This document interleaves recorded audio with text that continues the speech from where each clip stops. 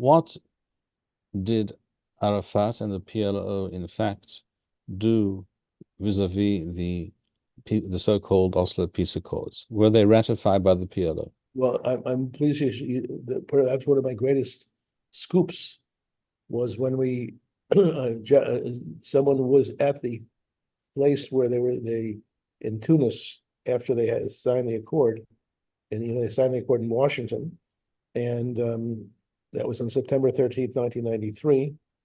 And the journalist who was there was in Oslo in Tunis, where they were supposed to ratify the accords and also cancel the PLO covenant. Well, they never ratified it because Arafat couldn't get a enough, what's the word? A quorum? Yeah, quorum. He couldn't get a quorum, yeah. So I in fact do recall that event. anyway, It was publicized to at least some extent. it was published. And I recall that he was speaking to a group of central committee members or something like that of the PLO, and trying to tell them that we have to at least Well, that was a second vis-a-vis the outside world, we have to ratify this, and right. and he couldn't get a majority. So you agree, right? And he said, yes, you agree. That's it.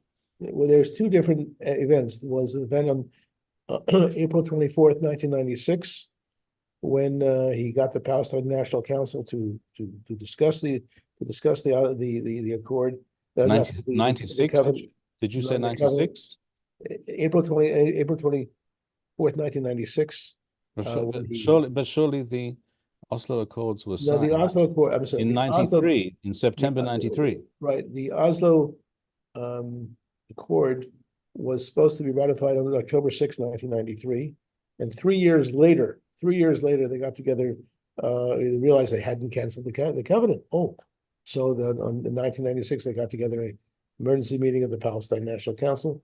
We hired Yoshua Porat, who was a... I'm sorry, you should perhaps explain to our viewers to which covenant you refer. Oh, I'm sorry, the PLO covenant passed originally in 1964. I call it the Arab Mein Kampf. It's the founding document of the PLO. Right. And it was so one of the when after Peres and Rabin and their whole crew had finalized all kinds of peace deals with the PLO, some said, "Oh, what about the covenant? Oops, we missed the covenant." So anyway, the covenant, what they didn't, I'm hoping I'm not confusing your viewers, but because I just jumped 3 years. In 1993, October 6, 1993, the PLO was supposed to ratify the accord. They couldn't ratify the accord because he didn't have the quorum. So and that I thought would be headline. Obviously, he didn't have a quorum because they did not wish to ratify it. Well, okay, that's be that as it may. The reason why people think it was ratified is because Peres sent Yossi Beilin, who was the deputy foreign minister, to Tunis to thank him for ratifying the accord, which he never did.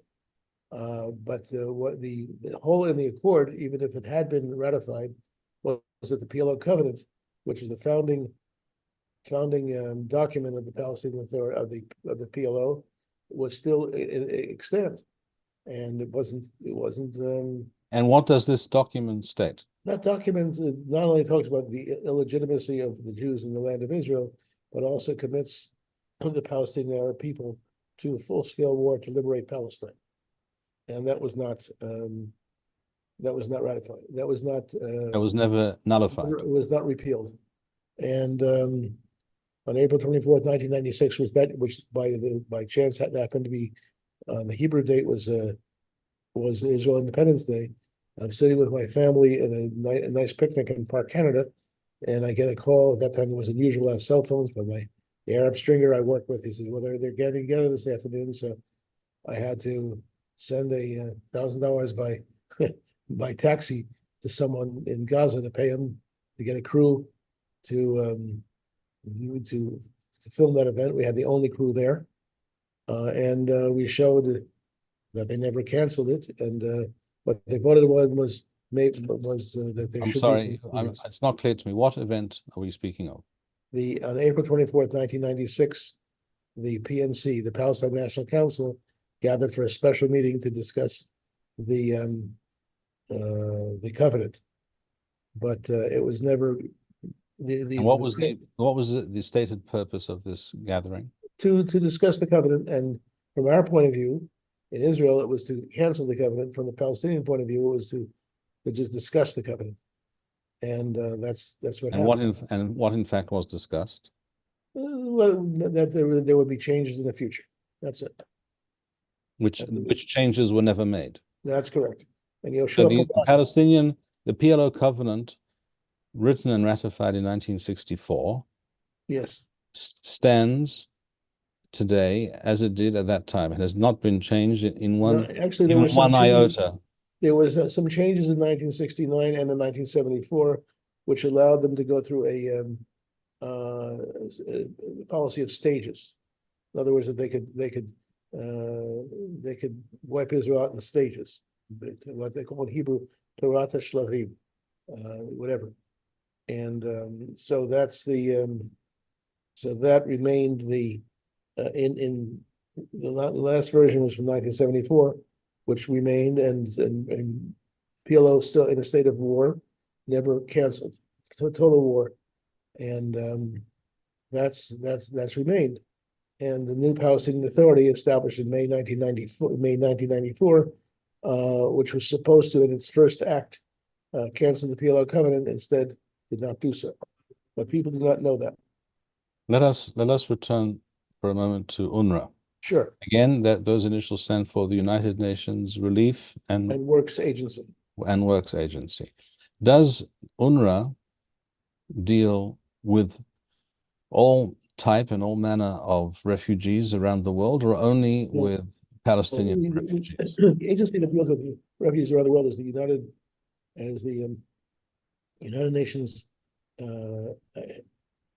UNHCR, United Nations High Commission for Refugees. They deal with refugees around the world, and they were established approximately the same time that the UNRWA was established, which is very interesting. UNRWA only deals so there were two parallel UN organizations, right, ostensibly dealing with refugees. Yeah, that's correct. One is called, what was the first one? UNHCR, the United Nations High Commission for Refugees, whose focus is resettlement of refugees, and the other one, UNRWA, is refugees for perpetuity, keeping them there. Why are there two UN agencies ostensibly for the same purpose? Well, actually, not for the same purpose. One is to resettle, one is not to resettle. And the idea is that UNRWA would preserve the Arab war with the Jews. And what's interesting, of course, is that the focus of the support for the Arab refugees and to stay them, keep them where they are in the 59 refugee camps, swelling to a population of 5 million, more than 5 million, is clearly to keep them there until they boil over. And the boiling over happened this year on October 7th. Before we continue with regards to recent events, yes, who funds the UNRWA? Well, the biggest funder is the U.S.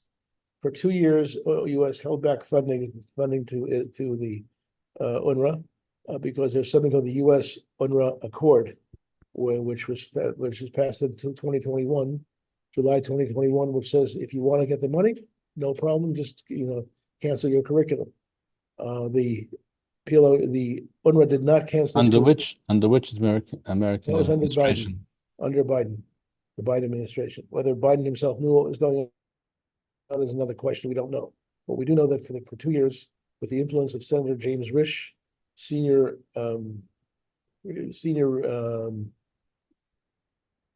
ranking Republican on the Senate Foreign Relations Committee, he pushed very, very hard that they should enforce the letter of the law of the UNRWA, U.S. UNRWA Accord. You can find it on my website, by the way. What appears in this accord?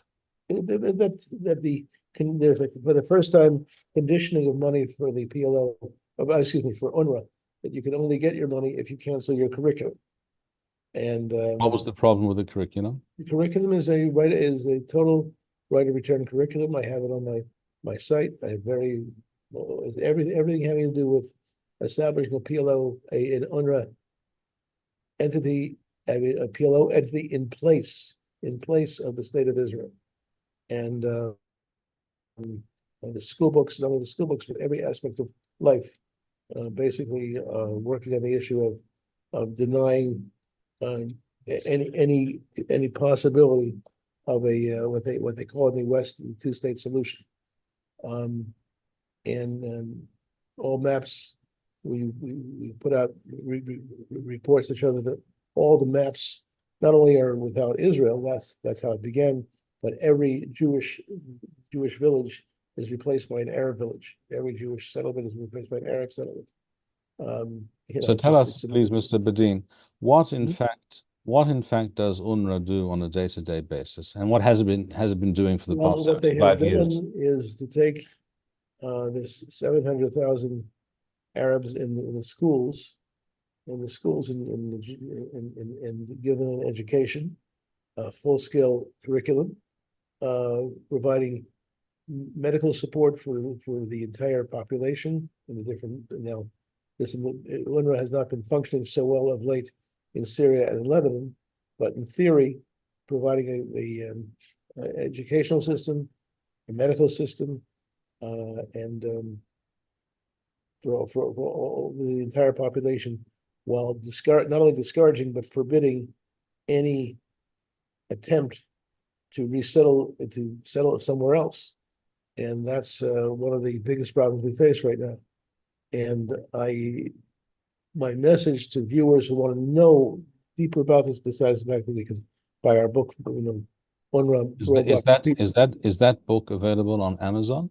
They ran out of copies on Amazon, so I have to do this through the web at this point. I've asked them, how do I get them? I haven't made more copies. I'm not sure how to get them the copies. I'm sure there's a way to do that. Well, I'm sure our viewers can see on the sign behind you the websites to which they can write. That's correct. They can contact in order to order this book. We will also provide some links and other information below this video. Easy part, but the problem is we face that Israel itself has done very little to try to encourage the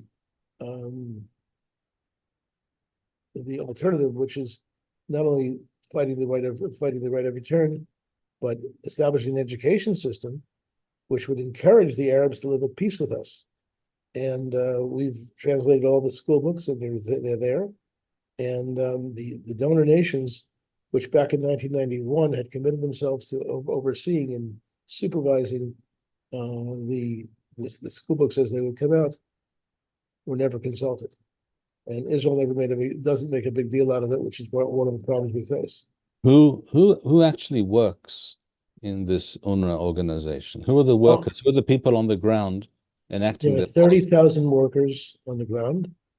The workers' unions are controlled in Judea Samaria by the Fatah, Fatah being PLO, right, and in Gaza, controlled by the Hamas. When we revealed the fact that Hamas took over the unions, then what happened was the Canadian government withdrew their funding for 5 years, and they put the funding back, not because they had made a change, but because a new government came in under Justin Trudeau. But again, Justin Trudeau thinks that supporting an organization that does the will and suits the purposes of the Hamas is a worthwhile object for Canadian taxpayers' money. Again, until October 7 of this year, which the Jewish calendar was Simchat Torah, the viciousness of Hamas was not known to the public in any way, shape, or form, not even in Israel. No one could conceptualize what we knew. What we did by showing our summer camps every year, the summer camps is how the kids were going through You're referring to UNRWA summer camps? Yes, we filmed each year since 2009 UNRWA summer camps to show them learning the art of war against the Jews, simulating murders, simulating kidnapping, simulating invasion of Israel. And we were a lone voice because most people didn't want to hear that. And now, I mean, it's just amazing to see how people are more aware, but not aware enough. Until the current conflagration, the average amount of people watching our movies was about 9 or 10,000.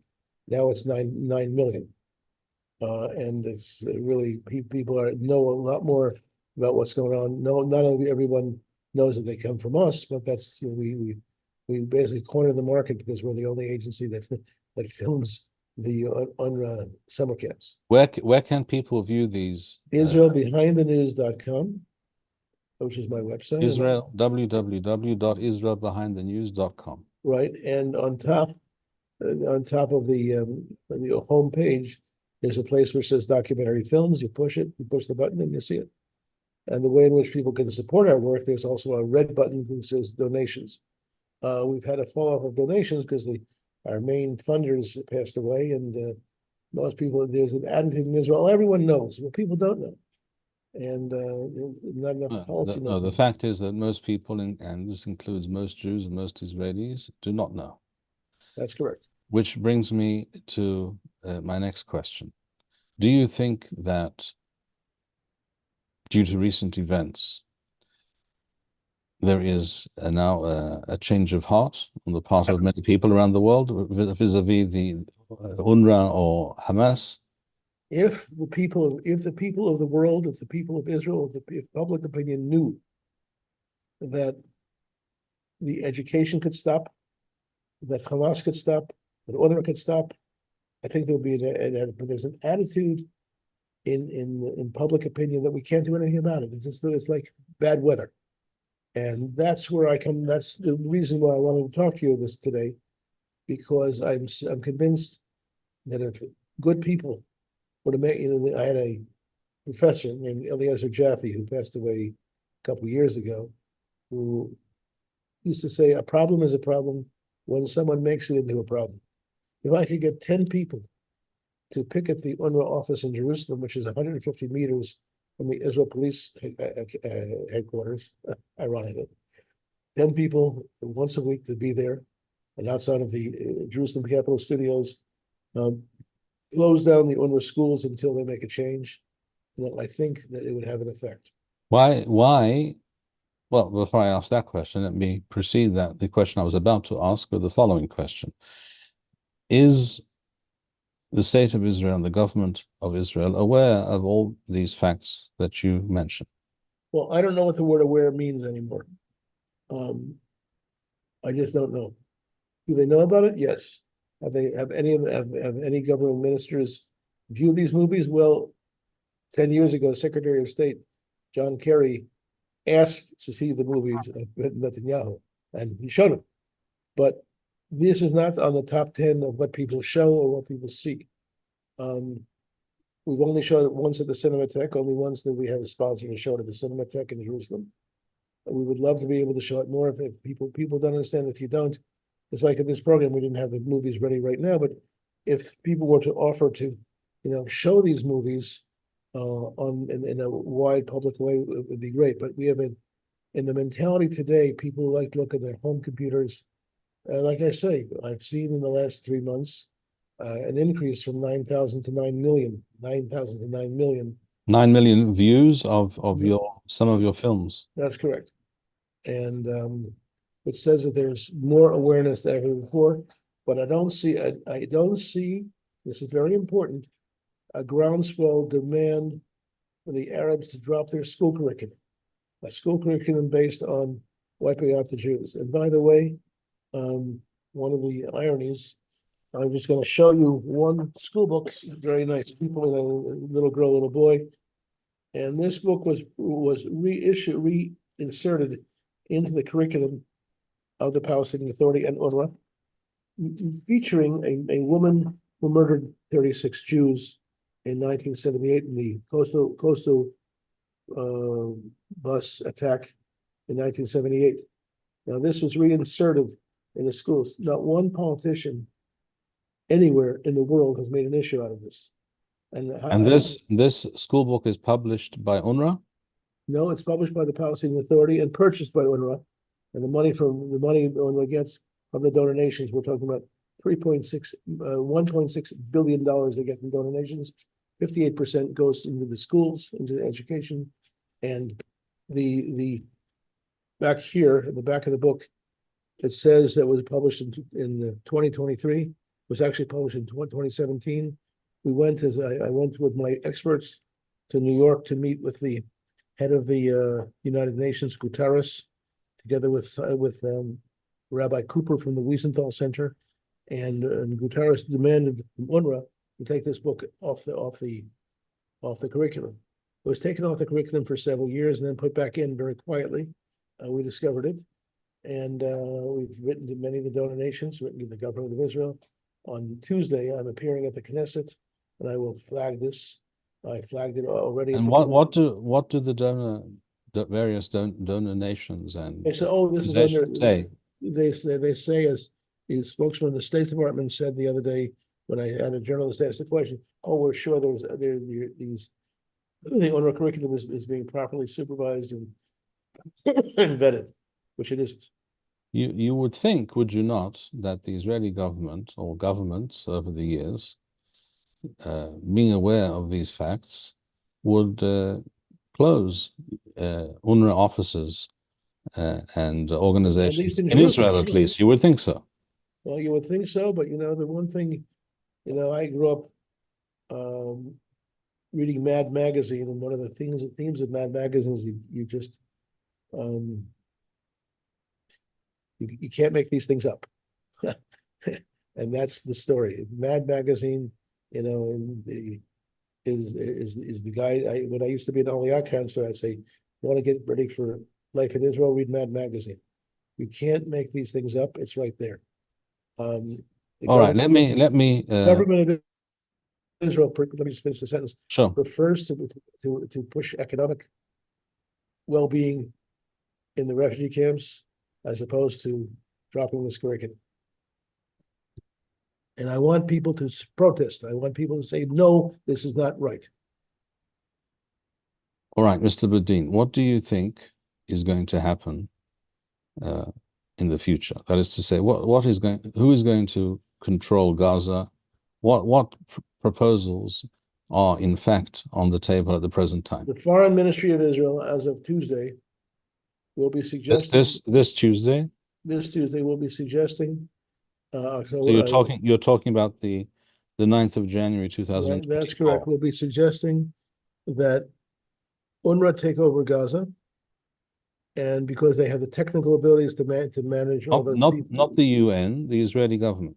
Well, the UNRWA is handing over wants to hand over the administration of Gaza to UNRWA. UNRWA is an entity in the state. I'm sorry.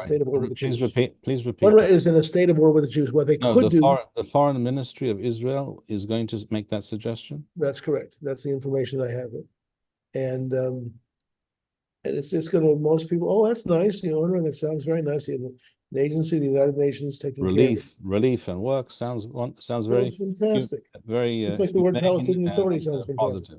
Except that what it is, it's the first entity in the world.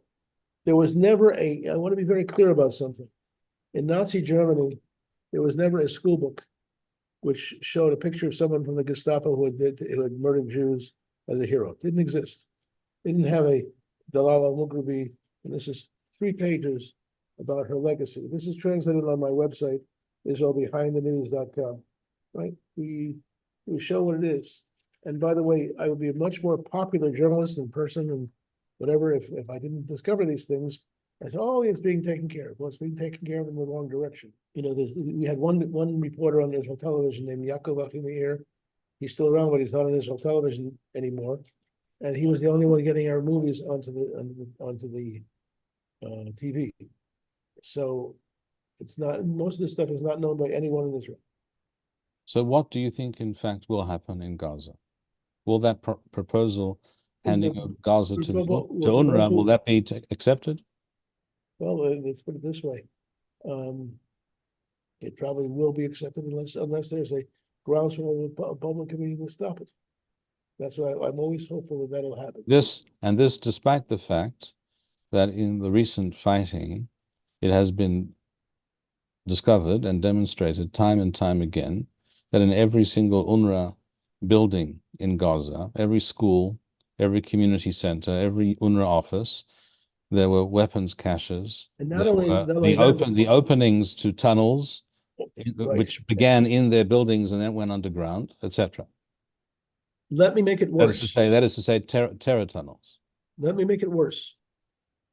The UNRWA schools in which the army has not gone into, I've asked a simple question of the Israel Foreign Ministry and of the UNRWA donor nations. Will you ask for an inspection in places like in Bethlehem and Jerusalem? Will you make an inspection? Not even that. They're letting it happen. And this is lethal. We live outside of Bethlehem and Efrat. And I must say this affects me personally, with 12 grandchildren on the front line. This is a premeditated an act of premeditated murder by not inspecting and the